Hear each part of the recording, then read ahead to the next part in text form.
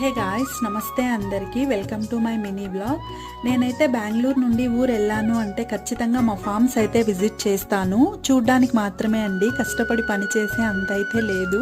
But చూడాలంటే చాలా ఇష్టం నాకు. ఇదైతే మా వాళ్ళు చేసిన టొమాటో తోట. చూసారా ఎంత హైట్ ఉందో? లోపలికి వెళ్తే మనిషి కూడా కనపడరు, అంత హైట్ ఉంది.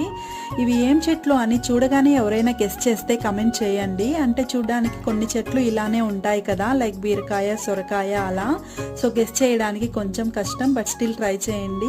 ఇన్ని పంటలు అయితే చేస్తారు, బట్ రేట్స్ ఉంటాయా లేదా అనేది సెకండరీ. సమ్ టైమ్స్ ప్రాఫిట్స్ ఉంటాయి, సమ్ టైమ్స్ లాస్ని కూడా యాక్సెప్ట్ చేయాలి.